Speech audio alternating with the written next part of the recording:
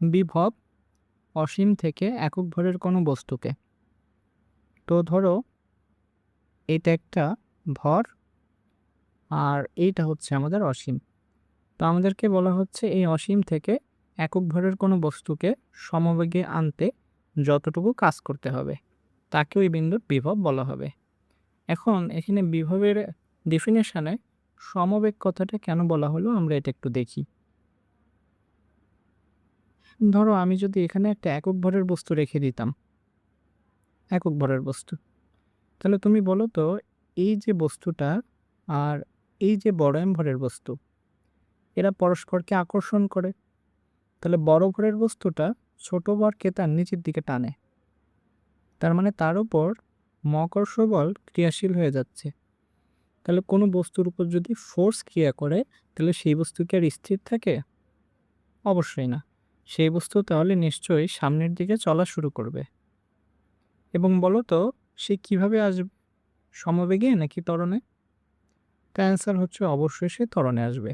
কারণ নিউটনের কথা ছিল কোনো বস্তুর উপর যখন বল প্রযুক্ত হয় তখন সে ত্বরণে সামনে অগ্রসর হয়ে থাকে।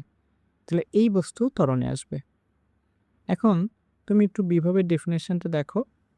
ডেফিনেশনে বলা হচ্ছে যে আমাকে সমবেগে আনতে হবে।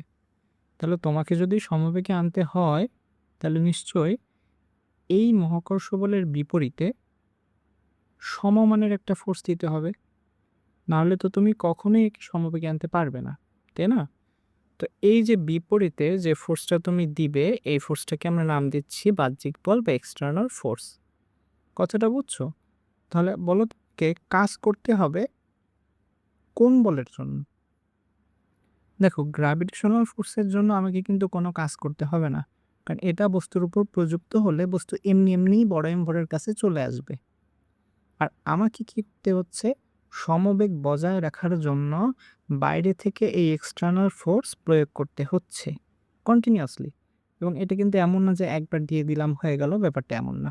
কারণ বস্তু যখন আরও সামনে চলে আসবে তখন গ্র্যাভিটেশনাল ফোর্সের মান কিন্তু পরিবর্তন হবে।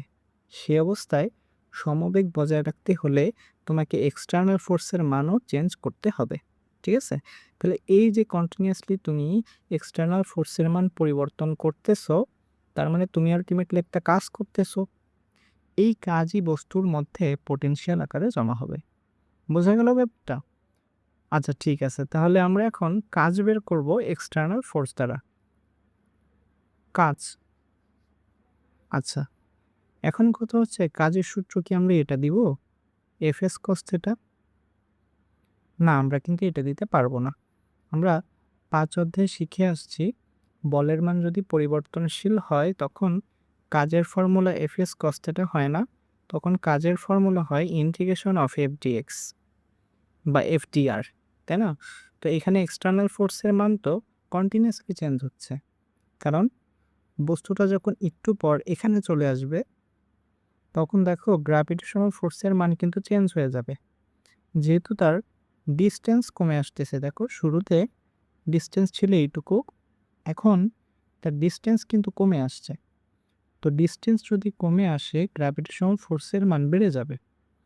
তাহলে তোমাকে অবশ্যই এক্সটার্নাল ফোর্সের মানও বৃদ্ধি করে দিতে হবে যাতে করে আমাদের এই কন্ডিশনটা স্যাটিসফাই হয়।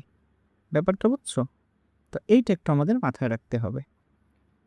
আরেকটা জিনিস, যে ধরো আমি চাচ্ছি যে এই বিন্দুতে আমি বিভব বের করব, তাহলে ডেফিনেশন অনুযায়ী আমাকে অসীম থেকে এই বিন্দুতে আনতে যতটুকু কাজ করতে হবে সেটাই হচ্ছে বিভব, তাই না? কিন্তু আমরা ডেরিভেশন আসলে এই পথের জন্য করব না। আমরা ডেরিভেশন কি করব দেখো, আমরা অ্যাকচুয়ালি এই বিন্দু থেকে অসীমের দিকে নিয়ে যাব। এখন সেক্ষেত্রে তুমি বলতে পারো তাহলে বিভবের ডেফিনেশন তো হলো না, কারণ বিভব বলা হচ্ছিল অসীম থেকে একটা নির্দিষ্ট বিন্দুতে আনতে কাজ। তাহলে আপ তো ওই বিন্দু থেকে অসীমে নিয়ে যাচ্ছেন। আসলে ব্যাপারটা হলো 5 অধ্যায়ে কিন্তু আমরা শিখে আসছি মহাকর্ষ বল একটা সংরক্ষণশীল বল। তুমি যে পথেই এক বিন্দু থেকে অন্য বিন্দুতে আসো না কেন কাজের মান কিন্তু সেম হবে, বাট ডিরেকশনটা অপোজিট হবে।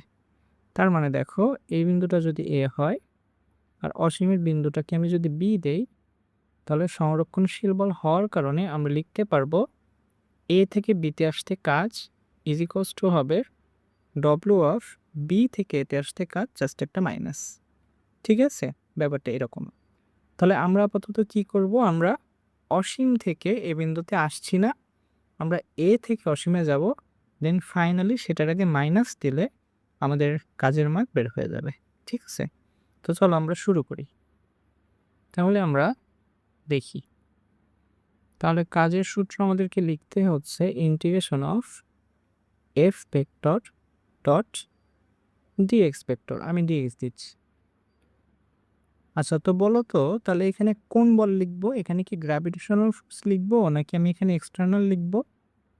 আমাকে কিন্তু অবশ্যই এক্সটার্নাল লিখতে হবে, কারণ ওই যে বললাম ডেফিনেশনে কিন্তু বলা হচ্ছে যে সমবেগে আনতে যে পরিমাণ কাজ, তাহলে তোমাকে যদি সমবেগ বজায় রাখতে হয় তো তোমাকে আসলে কাজ করতে হবে এই এক্সটার্নাল ফোর্স দেওয়ার জন্য, কারণ গ্র্যাভিটেশনাল ফোর্স তো আপনা আপনি আসে, তাই না?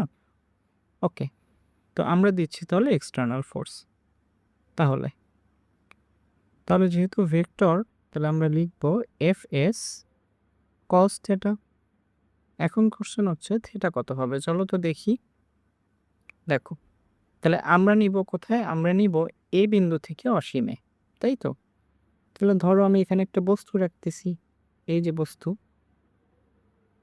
তাহলে তুমি বলো এই বস্তুটার উপর গ্র্যাভিটেশনাল ফোর্স কোন দিকে ক্রিয়া করবে? বড় ভর বলবে তুমি আমার দিকে আসো, তাহলে এই হবে গ্র্যাভিটেশনাল ফোর্সের ডিরেকশন। তাহলে আমাকে যদি সমবেগ বজায় রাখতে হয় তাহলে এক্সটার্নাল ফোর্স দিতে হবে এই বরাবর।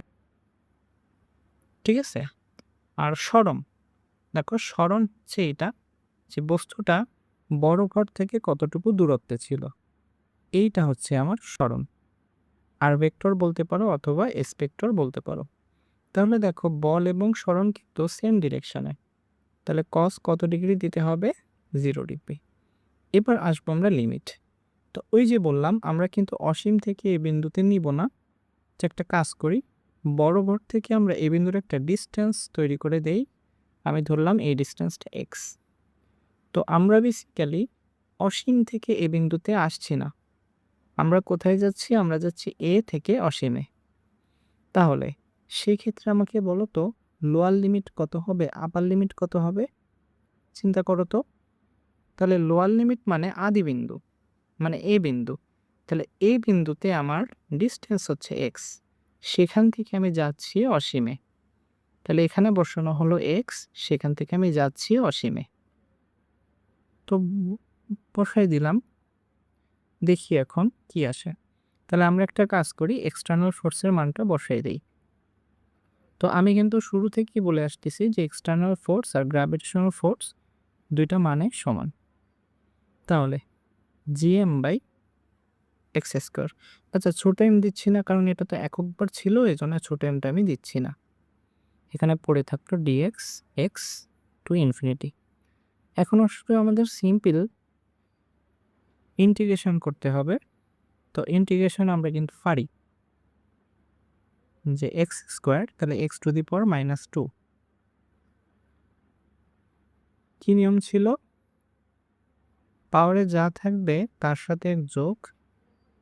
তো পাওয়ারে আছে এক্স টু দি পাওয়ার -2, তাহলে এখানে যোগ করতে হবে এবং যোগফল দিয়ে আমাকে ভাগ করে দিতে হবে। এরপর থার্ড ব্র্যাকেট দিয়ে আমাকে লিমিট বসাতে হচ্ছে এই।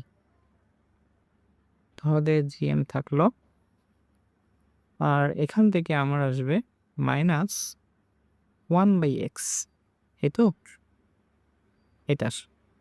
তো এবার আমি বসাবো এক্স, এখানে বসাচ্ছি ইনফিনিটি। তাহলে জিএম বসানো হলো, এবার আমাকে লিমিট বসানোর পালা। তাহলে ফার্স্ট আমাকে বসাতে হচ্ছে আপার লিমিট, এরপরে মাইনাস দিয়ে আমাকে বসাতে হবে লোয়ার লিমিট। লোয়ার লিমিট হচ্ছে এক্স, এটা। তাহলে কত থাকে? জিএম বাই, দেখো মাইনাস মাইনাস এটা প্লাস হয়ে যাচ্ছে, তাহলে জিএম বাই এক্স। তাহলে এইটা দাঁড়ালো কাজ। তাহলে এই কাজটা আমার কোথায় বেরোচ্ছে? বেরোচ্ছে এ থেকে অসীমে আসতে। কিন্তু বিভবের ডেফিনিশনে তো বলা হচ্ছিল যে অসীম থেকে কোনো বিন্দুতে আসতে হবে। তাহলে আমরা কিন্তু এই মানটাকে বিভব বলতে পারবো না।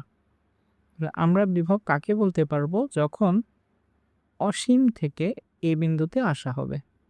তাহলে অসীম থেকে এ বিন্দুতে আসা মানে minus W of A to infinity লেখা যায়। তার মানে বিভব দাঁড়ালো minus G M by x.